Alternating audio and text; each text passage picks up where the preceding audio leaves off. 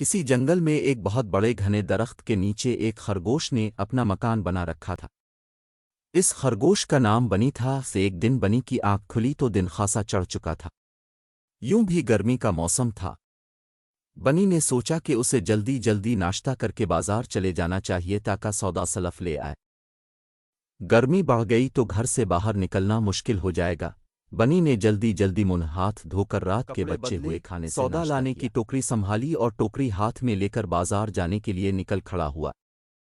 खरगोश उछलता हुआ अपने घर से थोड़ी दूर पहुंचा था कि उसे एक बारीक सी आवाज सुनाई दी। भाई बनी, भाई बनी।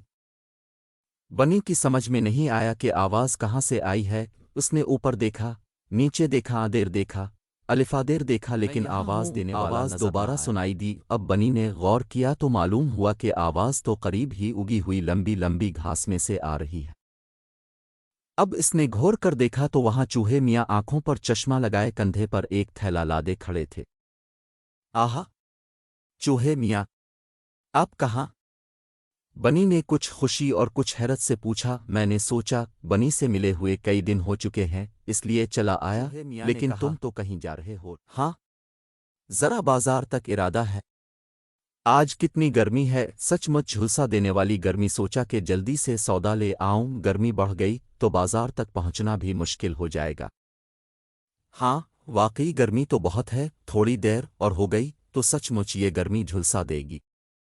चूहे ने बनी की हाँ में हाँ मिलाते हुए पूछा, कहो तो मैं भी साथ जरूर। भला इसमें पूछने की क्या बात है? बनी ने कहा। फिर दोनों दोस्त बाजार की तरफ चल दिए। बनी उछलता कूदता हुआ जा रहा था और चूहे मियाँ कुछ दौड़ते और कभी छलांगे लगाते। थोड़ी ही दूर चले होंगे कि उन्हें फिर एक बारीक सी आवाज सुनाई दी।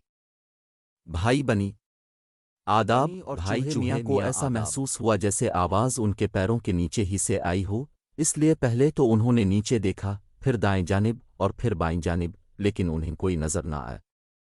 मैं यहाँ हूँ, आवाज दोबारा सुनाई दी। अब उन्हें आवाज की समत का अंदाजा हो गया था।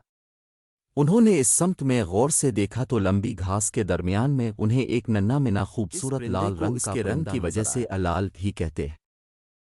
वाह भाई लाल, तुम तो बड़ी सायादार जगह तलाश करके बैठे हो। बनी और चूहे मियाँ ने एक साथ कहा। हाँ, बस गर्मी से घबराकर जरा देर के लिए यहाँ रुक गया था। लाल ने जवाब दिया, वाकई गर्मी बहुत ज्यादा है, सचमुच झुलसा देने वाली गर्मी। आप लोग कहाँ जा रहे थे? लाल ने पूछा।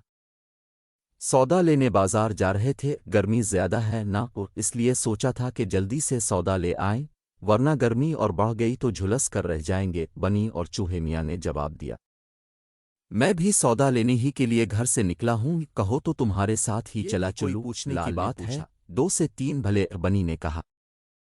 बनी उछलता कूदता, चूहे साहिब भागते छलांगे लगाते और लाल साहिब कभी पैदल चलते और कभी उड़ते हुए बाजार की समत बढ़ने लगे। अभी तीनों बाजार के करीब पहुंचे ही थे कि उन्हें भाई हिरन मिल गए। उन्होंने आवाज देकर तीनों को रोका और पूछने लगे कि वो तीनों कहाँ जा रहे हैं। इसलिए बाजार जा रहे हैं ताकि इससे पहले कि गर्मी बढ़े और हमें सचमुच झुलसा दे, हम सौदा लेकर अपने अपने घरों को लूट जाएं। बनी, चूहे साहब और लाल ने एक साथ कहा। बड़ा अच्छा ख्याल है, कहो तो मैं भी तुम्हारा साथ दूं? भाई हिरन ने पूछा।